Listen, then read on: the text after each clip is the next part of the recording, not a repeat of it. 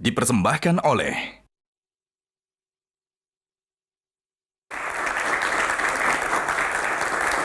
Bos, selanjutnya nomor berapa? Dia hipertensi nih. Nomor berapa, Dok? Kita buat nomor ganjil, nomor 5. Nomor 5. Baik, kita buka box nomor 5. Gawat darurat, udah hipertensi, sekarang gawat darurat lagi.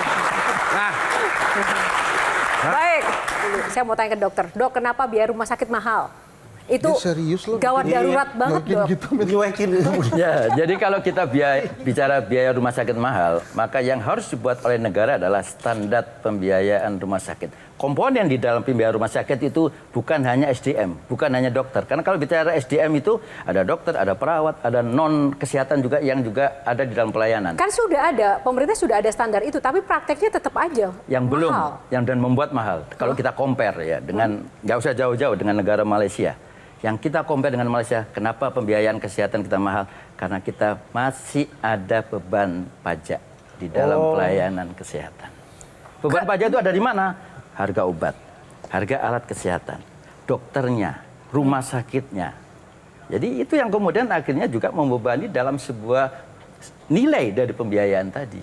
Kalau di suatu situasi yang darurat, tindakan dulu atau bayar dulu. Ya, jadi kalau buat kami para dokter ya, pada saat kita bicara ada komponen gawat darurat, maka regulasi negara sudah jelas gitu loh. Ada undang-undang yang menyatakan bahwa nomor 1 harus ditangani kegawat daruratannya terlebih dahulu. Bagi kami dalam profesi dokter. Sehingga kalau kemudian ada hal-hal yang kadang-kadang banyak dikeluhkan oleh masyarakat, kadang-kadang kita masuk dalam sebuah sistem pelayanan rumah sakit yang kemudian ada kebijakan administrasi di rumah sakit. Itu yang kadang-kadang menghalangi profesi dokter untuk masuk. Tapi bagi kami kalau apapun itu udah masuk di UGD dengan adanya kondisi life saving, maka kami akan lakukan pertolongan utama kegawat daruratnya terlebih dahulu. Oke, silakan Bang Hensat. Itu kan waktu kita COVID ya, kan vaksin tuh disediakan negara ya. Ya stres. Nah ini sekarang nih ada vaksin si AstraZeneca ini yang sudah masuk ke tubuh saya. Dan anak-anakmu. Iya, katanya ditarik dari peredaran karena menyebabkan pembekuan keuangan. Pembekuan darah. Darah. Ya kan kalau buku kita darah terus keuangan kita juga dong nggak bisa kerja. Karena pembukuan darah akhirnya keuangan juga jadi beku.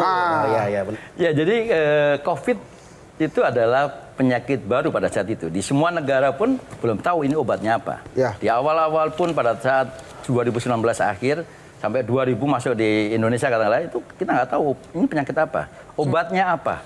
Sehingga penanganan pertama yang kemudian dalam konteks untuk supaya membentuk imunitas ya di dalam komunitas, maka itu adalah dengan memberikan vaksin. Nah, pemberian vaksin pada saat itu di semua negara, maka kalau kita menunggu sebuah proses yang namanya uji, ya pasti itu akan membutuhkan proses yang lama. Tapi ada fase yang kemudian bisa dilakukan, tapi tetap berdasarkan referensi ilmiah evidence-based medicine. Sehingga ada kewenangan namanya emergency use authority yang dilakukan oleh negara. Tapi sekali lagi, namanya penyakit, namanya obat, di dalam setiap perkembangannya pasti akan ada sebuah proses riset. Oke. Nah, kalau sekarang riset itu ditemukan seperti itu, apakah kemudian ada dampak yang kemudian terjadi? Belum tentu. Tapi yang paling penting sekarang, kalau bagi yang seperti Mas Jansap, ya sekarang ya terlepas dari masalah tadi, dari profiling Mas Jansap, maka perlu ada namanya preventif dengan apa? Medical check up rutin untuk menilai permasalahan-permasalahan darah dan jantung. Nah, tapi ketika isu ini berkembang, ID juga concern-kah dengan isu itu dan apakah sudah ada pembahasan di internal ID? Kami di COVID, kami sampai memantau. Kami punya Satgas COVID yang sekarang jadi bukan hanya referensi satu. Kita di semua negara punya komunitas yang saling kemudian memberikan komunikasi terkait dengan ini. Jadi kebijakan global pun belum ada yang mengatakan bahwa perlu ada evaluasi. Karena kita mengikuti dari kebijakan yang ada di global juga. Oke, kalau Mas Reza, silakan.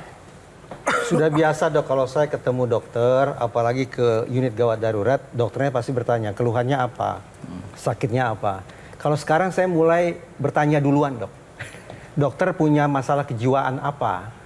Kenapa saya tanya begitu? Karena ada data dari pendidikan dokter spesialis dan subspesialis bahwa 22% lebih dokter kita mengidap depresi, Dok. 22,4%. Itu serius, Dok. Kalau dokter mengidap depresi serius. Tapi lebih serius lagi pasien yang diperiksa oleh dokter yang kena depresi. Terlepas dari kontroversi dari sebuah pembuktian uji survei, ini kan survei, 22% tadi, termasuk kemudian ada sekian ribu yang kemudian berpotensi tadi. Ya. Tapi yang jelas yang kemudian perlu ditindaklanjutin, karena proses uji tadi, validitas mungkin kita bisa diskusikan secara ilmiah. Tapi yang paling penting adalah apa intervensi yang kemudian dilakukan saat proses pendidikan. Kedepankan ada konseling. Satu. Yang kedua, ada nggak sekarang regulasi yang mengatakan, mohon maaf, di dalam semester sekian, oh ternyata dia ini potensi depresi berbahaya ini. Bisa nggak kita mengkat bahwa dia nggak boleh lanjut jadi dokter karena kan berbahaya. Siapa yang akan bisa membuat ketentuan itu? Regulasi. Kalau saya begini, Dok. Hitung-hitungan di atas kertas, masa pendidikan itu berat. Tapi boleh jadi lebih berat lagi setelah menyelesaikan masa pendidikan. Betul-betul berpraktek, bertemu dengan masyarakat, pasien, dengan serbaneka kepribadian dan segala macam penyakitnya, itu lebih berat lagi. Alhasil, pantas dong kalau saya menduga, 22% itu di tingkat pendidikan. Pasca pendidikan boleh jadi 40, 50, 60, dan seterusnya. Apakah ID pernah mendorong anggotanya untuk melakukan pemeriksaan kejiwaan secara berkala misalnya? Jadi kami sifatnya pasif, jadi setelah ada Pasif. laporan. Jadi artinya kalau dibilang ada nggak yang kemudian ada permasalahan-permasalahan yang kemudian berpotensi permasalahan mental health yang terjadi pada dokter? Iya. Saya kira ada. Ada. Tapi kita pastikan itu pasti puncak gunung es. Pasti puncak gunung Waktu es. ya? Ya, dengan kesadaran seperti itu, dengan segala hormat, Dok, ID semestinya jangan mengambil posisi pasif. Apalagi sudah terekspos ke publik sedemikian rupa bahwa sekian ribu dokter kita itu ternyata mengidap depresi. Belum lagi ditambah yang lain-lain. Menurut saya ini bentuk semangat ini bagi teman-teman dokter, bagi ID, dan juga karena ada ya, bagi perkumpulan dokter seluruh Indonesia untuk lebih mendorong anggotanya melakukan pemeriksaan kesehatan kejiwaan secara berkala. Itu bisa kita lakukan kalau kita diberikan peran di dalam sebuah kewenangan yang ada dalam regulasi. Dokter saya pikir terlalu bicara legal formal, Dok. Itu bicara yang ke atas itu. Dokter semestinya menurut saya dengan segala hormat, mindsetnya lebih ke bawah, yaitu ke pasien, ke masyarakat. Hasil perbincangan tentang regulasi, tentang kewenangan dan segala macam itu relevan, tapi bukan pada prioritas pertama menurut saya. Prioritas pertama Talenta Bukan adalah kepentingan masyarakat, kebutuhan pasien. Betul. Ya, tapi ini kan juga memang punya wewenang seperti yang disampaikan Bang Reza tadi sebenarnya ada dari ya, Dok, aspek etik yang ada di dalam kode etik kedokteran, salah satunya adalah menjaga kesehatan pribadi ya. Salah satu aspek itu adalah bisa masuk sebenarnya dari sisi aspek etik gitu lah. Tapi apa upaya yang kita lakukan? Apakah perlu cek kesehatan rutin atau cek mental rutin, ataukah kita mengevaluasi setiap anggota kita dengan survei mamanya gitu ya? Saya harus katakan untuk saat ini memang belum. Tapi saya terima kasih masukan dari Mas Reza dan itu bisa kita lakukan. Tepuk tangan dong. Tepuk tangan untuk dokter. Jadi di forum ini kan ada tukar pikiran ya, tukar ide baru luar biasa. Thank you Mas Reza. Sedikit saja, Bang Hisap masih ada yang tanya? Masih. Oh oke, baik-baik. Saya berikan kesempatan dulu. Itu loh, kan tadi tentang depresi ya. Saya juga takutnya justru orang tua mahasiswa kedokteran juga ikut depresi. Karena konon kuliah kedokteran itu mahal sekali. Sederhananya sekarang adalah karena sekarang university baik negeri maupun swasta itu negeri itu PTNBH sehingga universitas mempunyai kewenangan sendiri untuk membuat sebuah kebijakan terkait dengan kebutuhan keuangannya. Bisa nggak sekarang untuk dokter? Saya cuma ingin mengusulkan saja bahwa negara harus hadir menempatkan dokter menjadi tenaga strategis sehingga standar pendidikan dibuat untuk dokter nilainya sekian, untuk dokter spesialis nilainya sekian. Supaya apa? Supaya tidak kemudian ada pagu, istilahnya ada range, ada kemudian akhirnya masing-masing punya kebijakan sendiri sehingga kesan yang disampaikan oleh Bang Hensap tadi betul. Pendidikan kedokteran itu mahal di Indonesia. Saking mahalnya dan dokter ingin masuk ke PPDS sampai harus menjual cincin kawin. Nah itu pengalaman dok, itu gimana? Itu inspiratif sekali loh dok, bikin teringat dok. Tepuk tangan dulu lah untuk kita ini. Biarkan dokter dulu. Ya, jadi karena kami saya mengawali sebuah profesi dokter untuk dokter spesialis itu dari nol. Bahkan bisa kita katakan minus sebenarnya. Karena saya orang Surabaya, masuk ke Jakarta, maka saya bonek nekat gitu. pembiayaan saat itu untuk SPP katakanlah kecil sebenarnya.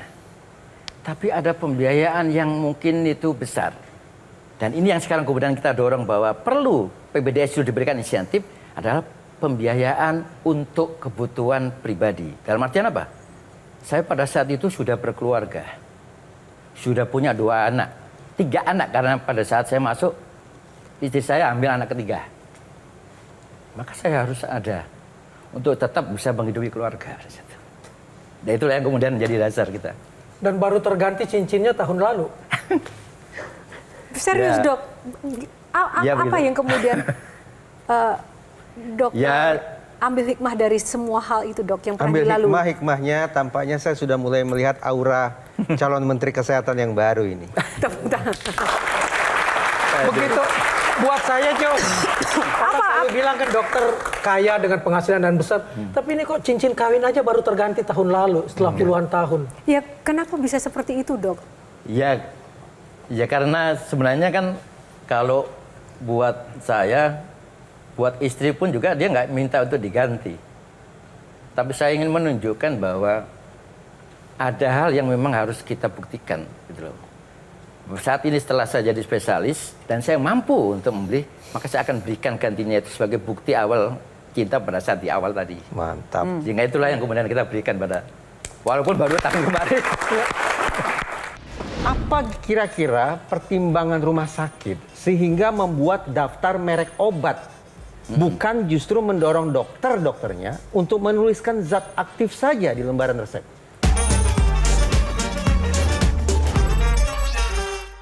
Jelajahi cara baru mendapatkan informasi. Download Metro TV Extend sekarang.